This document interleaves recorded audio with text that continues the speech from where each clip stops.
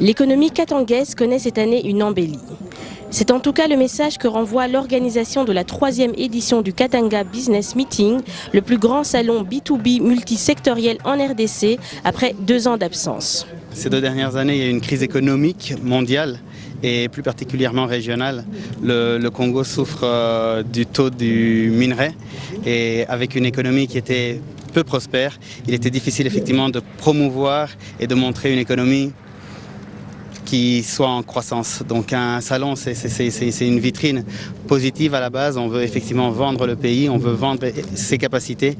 Et donc 2016-2017 étaient des années quand même fort difficiles pour le Congo, pour le monde entier. Je pense que 2019 sera une très bonne année. Organisé par Mussal Communication, le Katanga Business Meeting, dont les axes prioritaires sont innovation, interactivité et networking, démontre s'il en est besoin que la RDC, et en particulier la région du Copperbelt, est une terre d'opportunités. Nous avons voulu montrer ça à la face du monde, à la face du consommateur local et international, pour qu'ils puissent voir un peu quelle est l'évolution après X années de l'industrie au niveau de la province de Katanga dans son ancienne configuration. Notre province est une province économico-agro-pastorale. Ça nous fait du bien lorsqu'on voit les opérateurs miniers venir chez nous.